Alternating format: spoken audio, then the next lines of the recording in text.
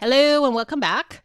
So today I am going to go over setting your prices. Now, if you are new to business or you have been in business for a length of time, either way, setting your prices is kind of hard. If you're starting out, it's just more of the question what am I supposed to start with? And then if you've been in business for a while, you may find yourself in a predicament in which you set your prices too low and you don't know how to raise them over time. And now you're kind of stuck.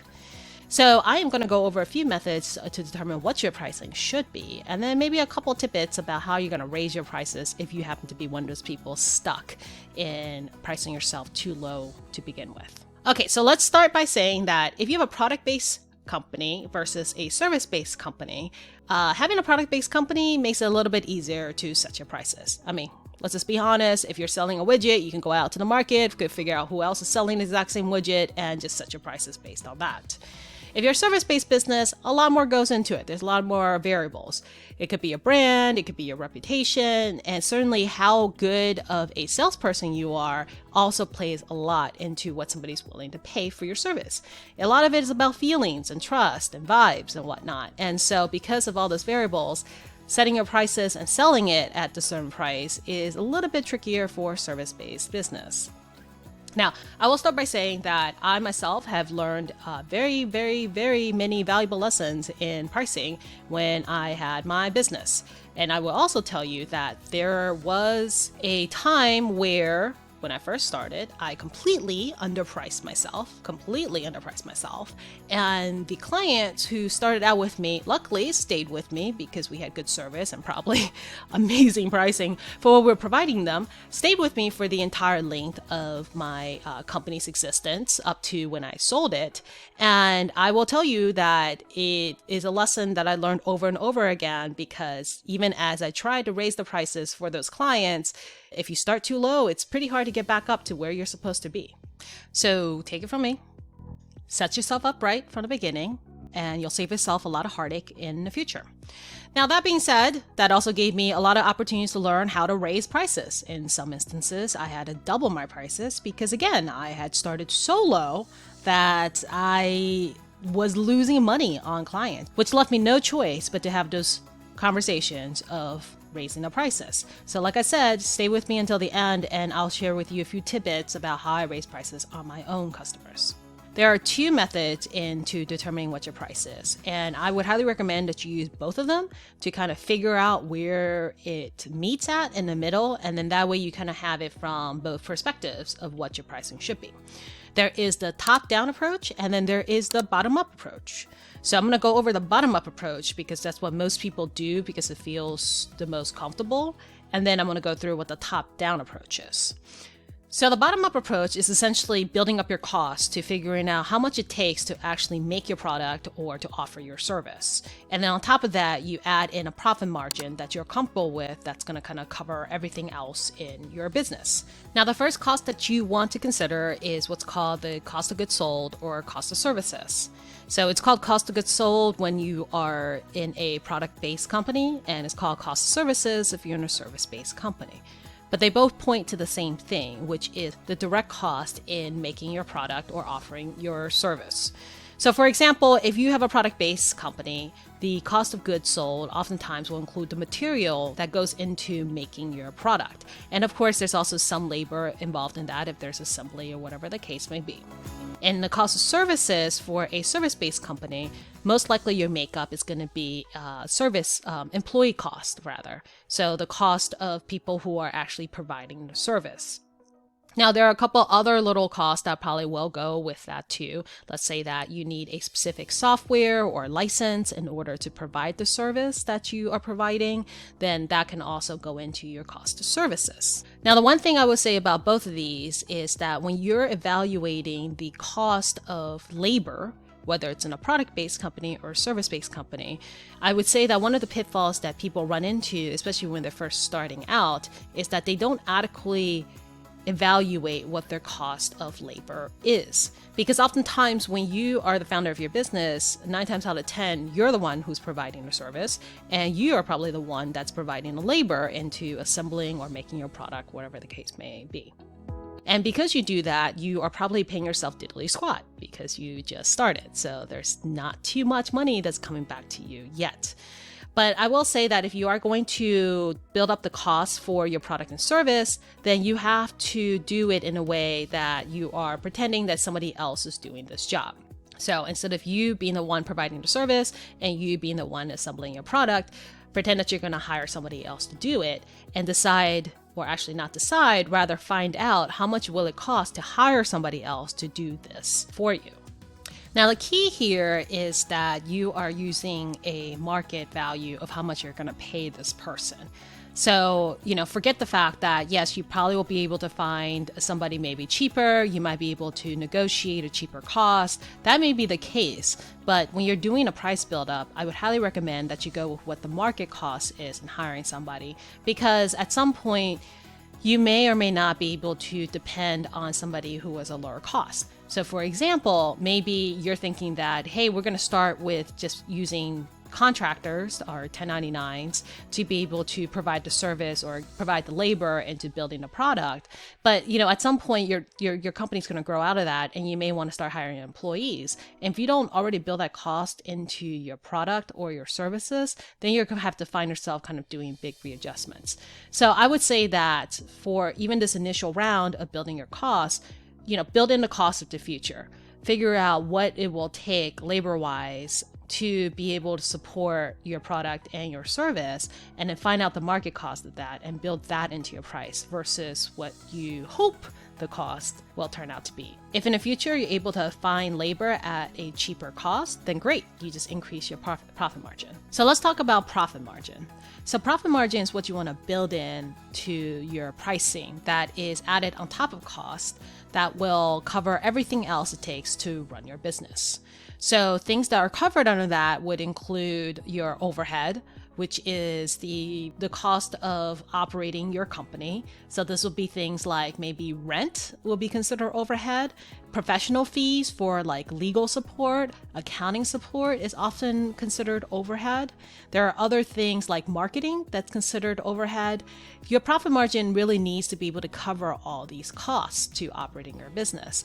And then you also want to make sure that there's enough left over for you to reinvest into the company. So it could be money that is going to, go ahead and drive growth, or to put aside for a future hire. Your profit margin needs to be able to cover your overhead plus some. Now, the one thing I will say is very similar to what I said about the cost of goods and also the cost of service, which is you want to add in a cost for the future. So again, one of the pitfalls is if you base it on today and what your cost is today, I would suspect that your cost is probably a little bit lower today than it would be in the near future.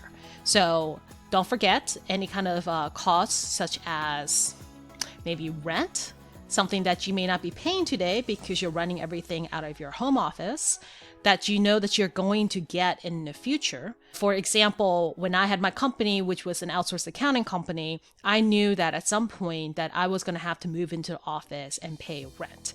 And the reason is, I didn't have to. I'm sure I could have done it virtually, but my plan for the business is to have office space and to have my staff be in the office space, because I felt like I could command a higher price point if customers knew that I actually had professional office space set up instead of everybody working from their homes. It was simply a strategy that I had. So I knew that at some point I was going to have rent as part of my overhead. And so if you're doing your cost buildup, you want to make sure that you include costs like that in your buildup.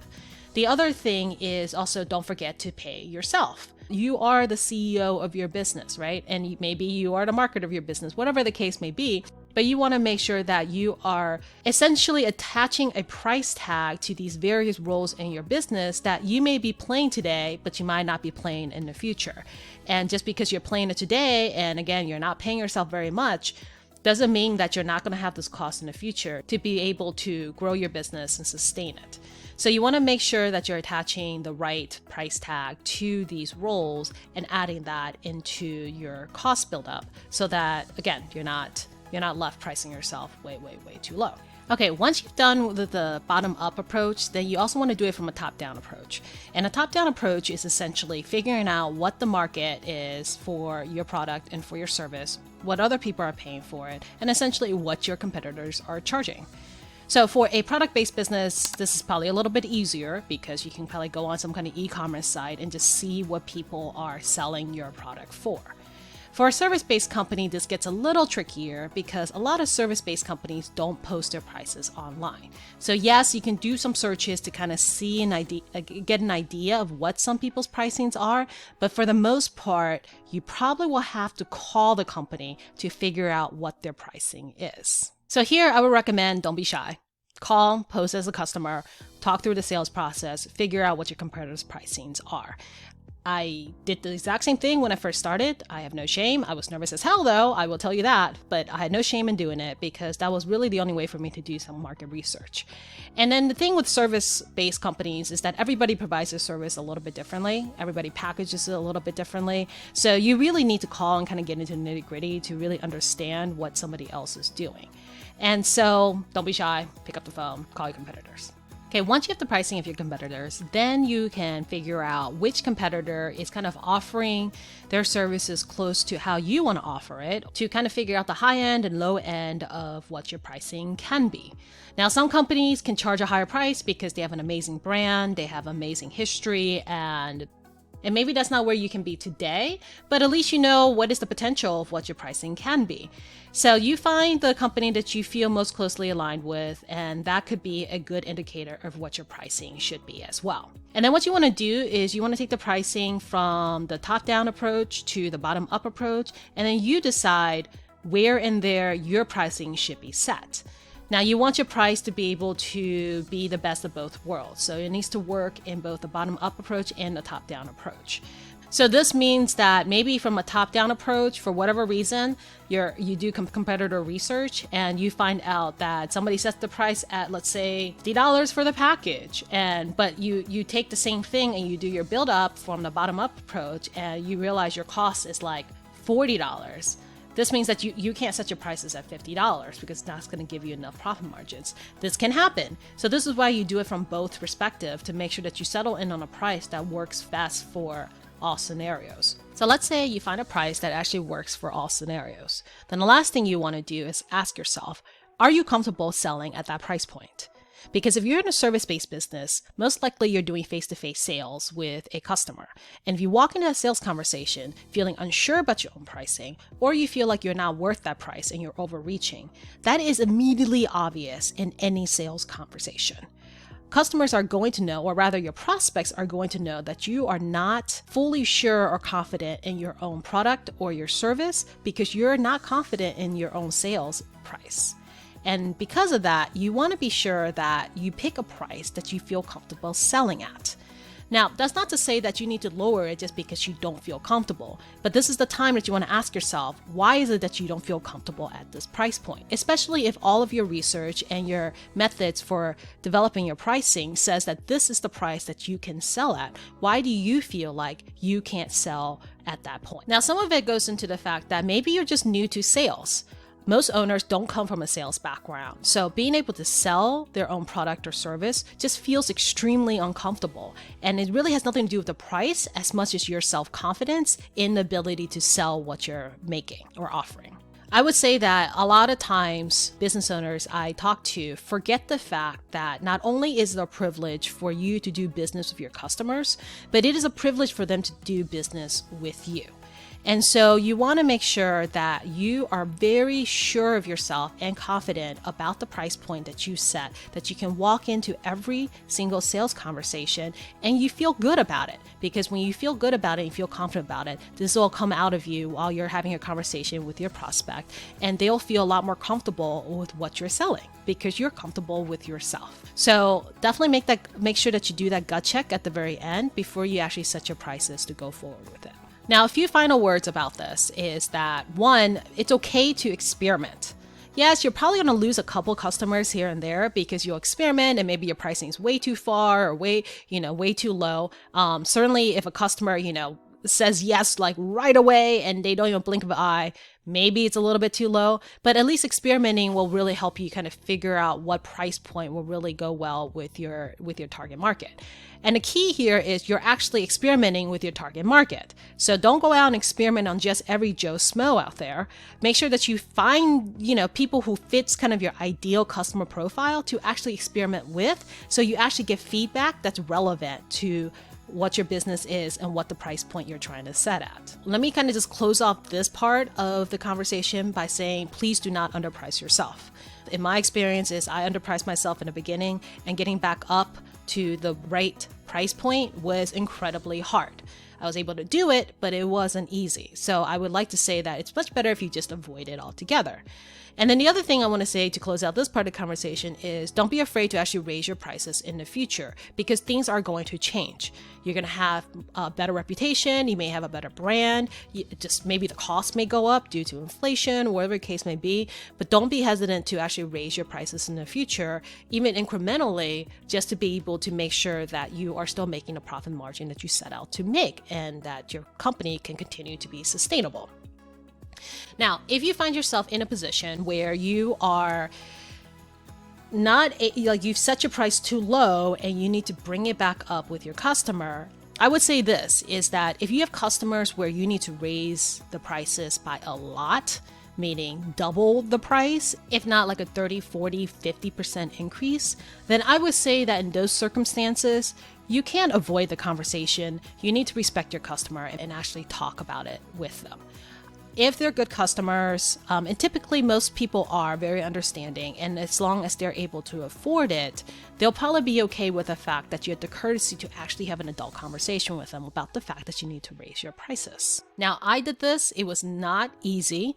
But I will tell you that what I also did was I actually created a written memo to go with it. So that was something that my customer could review before we had that conversation, so that they can kind of see all of the math laid out and written out the reasons.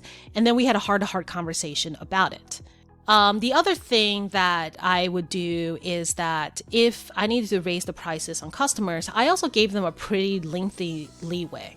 Let's just say you've been doing your services really well, and you know that this customer is just really price sensitive for whatever reason, right? It could just be a circumstance that their business is in, and you know that raising the prices that you're gonna lose them, then you're going to lose them. But for every other customer that you just need to have that conversation with, simply just have that conversation. I personally would recommend having that conversation face to face.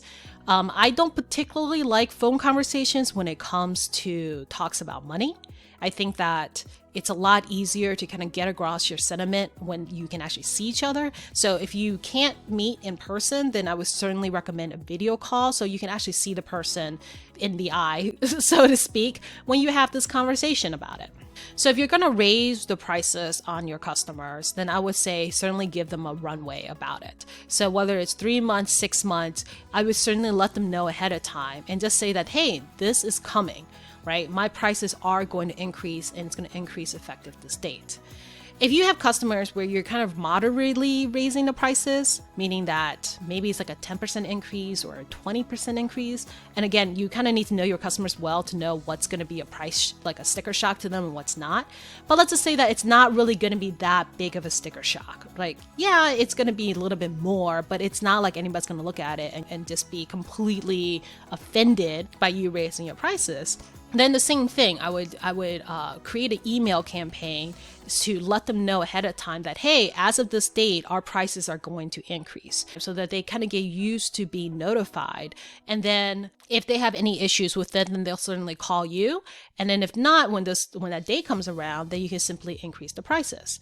Now, of course, there are going to be people who's not going to read their emails and they're not going to know it. And you may get a few phone calls after that saying, hey, what happened here?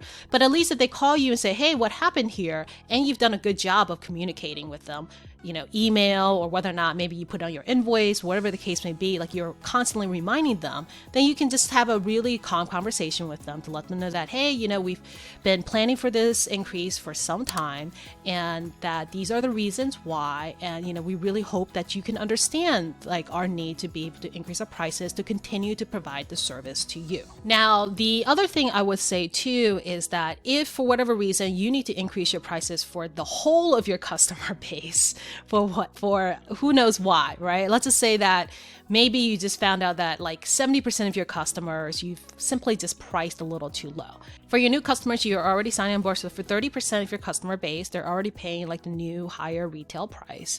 And for 70% of your customer base, you need to go ahead and increase the price for them. But you're kind of afraid that like, what if 50% of them decide to jump ship?